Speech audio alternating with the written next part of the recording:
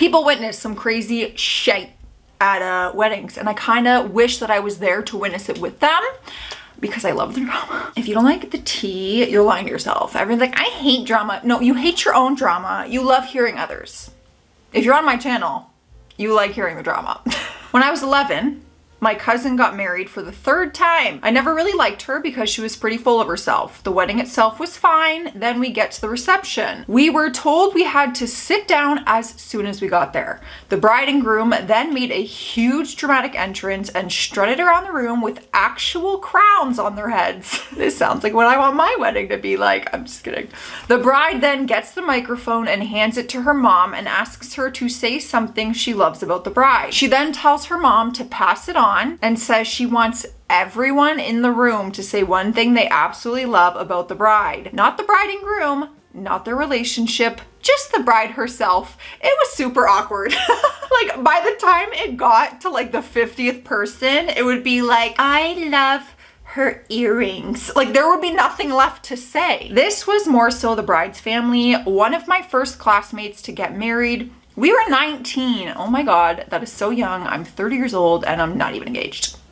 Had a small reception, mostly family and friends from high school. Nothing wrong with that. They decided to auction off the Garter Belt. Why? And whoever won took it off the bride. Most of us were poor college students, so the only people bidding were her dad and uncles. It was super uncomfortable. No, I don't even want to discuss this further because even just saying it out loud and the image I'm getting in my head is really disturbing. Also, who wants that? Like, I don't want someone's garter belt. Like, that is for you and your mans. You know, like, no thank you. When I was at a wedding of my parents' friends, the groom tried to throw a decently sized piece of cake at the bride who moved out of the way.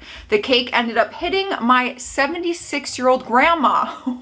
We all had a good laugh, but we were all cringing at the same time at the missed cake attempt. The groom tried to throw a piece of cake at the bride. How far were you guys apart that the groom is grabbing? Aren't you cutting it together? Maybe she knew and she just booked it. This whole cake throwing and cake in the face thing, is anyone else like with me on that's not funny? Don't you dare. Like if you throw cake, I'm throwing hands. Dated a girl in my 20s and went to her friend's wedding in upstate New York. Oh, fancy. In the middle of the service, the minister's cell phone rang. He answered it. It was God. Oh, okay. Can you pass his number along? God wanted to talk to the groom. The conversation lasted a couple of minutes. Then the ceremony continued.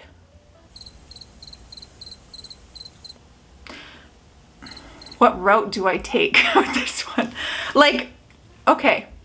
Believing in God and your religious beliefs truly have nothing to do with it. It's the physical part that you're saying God is speaking on the phone. That's the problem. Did you hire someone? Like, does the minister hire someone to like, hey, call this number at this time and you're gonna play God and talk to the groom? Well, have him call me, because I have some questions. Bride shows up almost 2 hours late to her own wedding.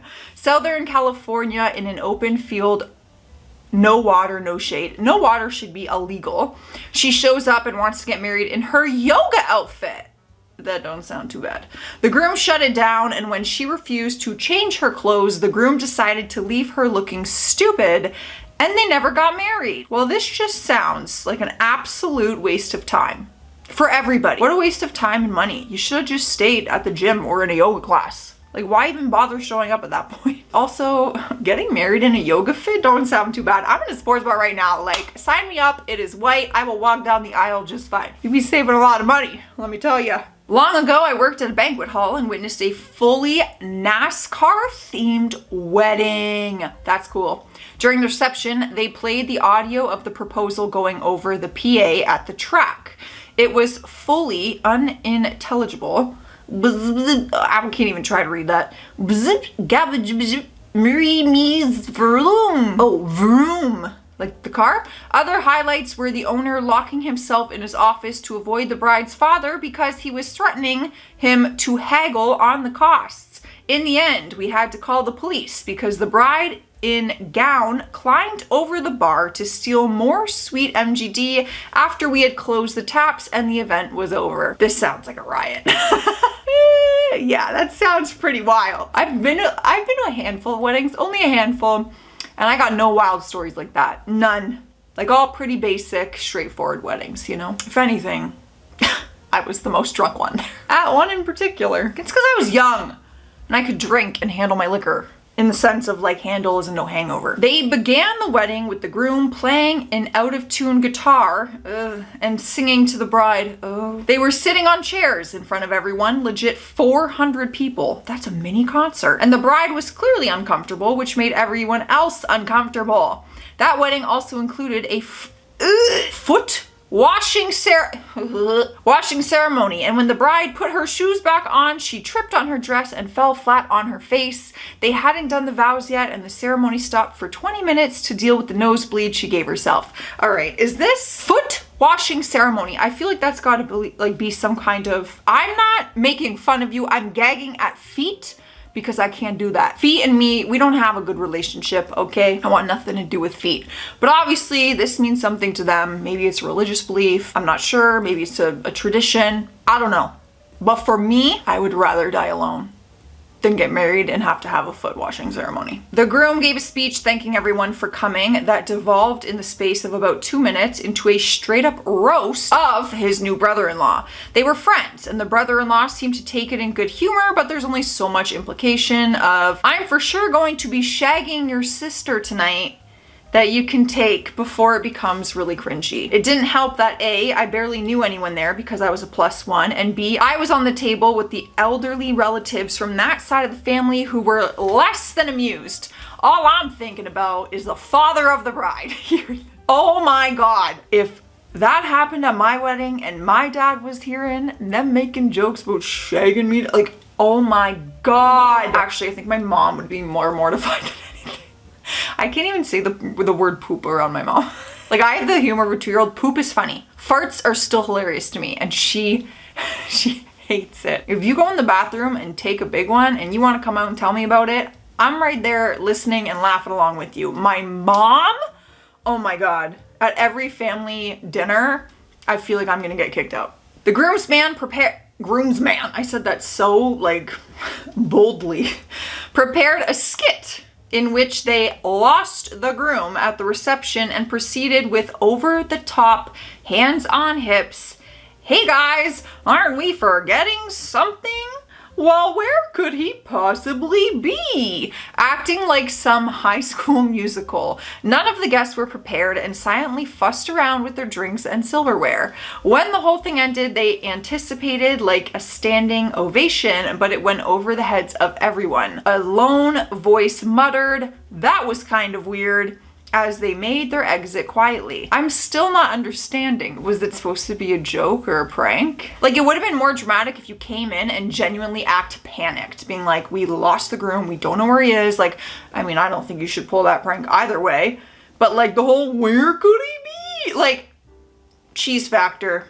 Lactose intolerant, baby. That's too much cheese for a situation like this. The bride decided to sing as she walked down the aisle. That's bold. Props to her, honestly. Even if you are a good singer, like singing as you're walking down the aisle, oh my God, that just makes me feel like I would be so uncomfortable. Oh God. She was not a particularly talented singer. Oh, even better. And she was singing over a Carrie Underwood song, so we could all hear the original vocal track. Girl, you didn't even vouch for the instrumental version of the song. Oh, maybe because her voice is that bad that she was like, I need Carrie to be in the background so I don't sound as bad. Got it.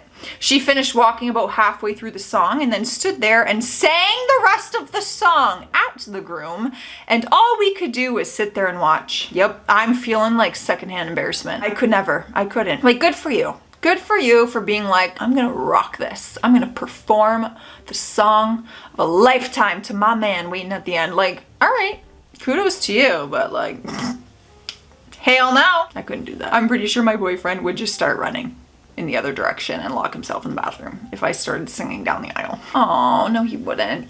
He'd be like, oh, what a Nice attempt. I wasn't a guest. I was working the wedding. The bride got drunk and sat on some other dude's lap for 2 hours and flirted with him while the groom sat by himself. Groom, not plural, sat by himself at the head table with a defeated look on his face. Well, that's the quickest divorce. I'll be damned. Imagine even being like the family and the friends of the groom and you're watching all this happen. Like, hello, sit on my lap. I'm sitting at the table by myself. Come sit on my lap. Water break. Cheers. This is your daily reminder. Drink your water. It's good for you, but if you want to cheers me with coffee or alcohol, that works too. At the reception line after the church wedding ceremony, the bride had a large bottle of her favorite perfume and sprayed each guest with it, female and male, whether they wanted it or not, as they entered the banquet hall. Some guests complained that the smell of perfume was so strong that they lost their appetite and couldn't partake of the banquet. Oh, that makes me nauseous thinking about it. That reminds me of like Hollister and Abercrombie. If you know, walking into those stores, there's like, because they walk around and spray it, like literally. And Lush, if you guys have Lush where you live, that like home soaps, handmade soap and skin products. Oh my God, it smells great, but it's so freaking strong. That would literally make me faint. No joke. They bought an apple orchard after leaving the city to live a simpler life and really doubled down on the apple theme. Apples everywhere, on the tables, in baskets all around the venue, on the podium where they got married, pictures of apples hanging everywhere, small fake trees and apples tossed under them. The dude marrying them had on an apple tie. Apples somehow incorporated into every dish. For the reception, the cake was shaped like an apple. It was really bizarre. That is so bizarre. Like kind of cool, I'm not gonna lie, because you've never like seen anything like that. Like what a one-of-a-kind wedding. But like apples? I'm gonna have a pickle themed wedding. No, I could never, because not everyone likes pickles. That's a very acquired taste, unfortunately. But you better know there's gonna be pickles at my wedding. I want a pickle bar, baby. Just a variety of pickled items. I also have pickle vodka. I bought it. When they came out with it, I bought it. At a classmate's wedding, they were like 22, and there's apparently a caking tradition in some parts of the country where when they cut the wedding cake, the couple smears each other's faces with cake as a joke. The bride had absolutely made 1000% clear to the groom she did not want this. Thank you very much. He did it anyways, but full on smashed the slice in her face. She, face full of cake, yelled, "You a-hole, I told you not to do that," and then ran to the back area in the reception. The groom tried to follow, but the bridesmaid / mother of the brides stopped him. So he sat at the head table awkwardly while half of the wedding party rushed off with the bride. She stayed back there for like an hour. See, it's just not funny. You gotta be on the same page for these things. And you have every right to either not want to do that or want to do that. If you agreed that you wouldn't do that and then you did, I'm gonna be pissed too. They sang their vows to each other. Neither had a singing voice. Perfect.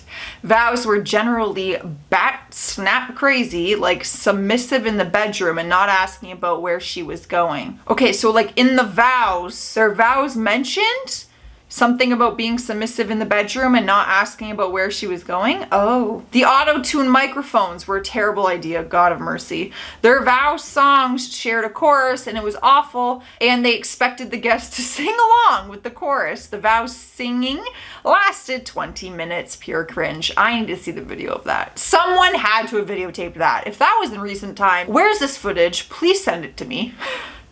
I want to see it. All right, I'm out of here, guys. Stay classy out there, stay sassy, and I will see you tomorrow.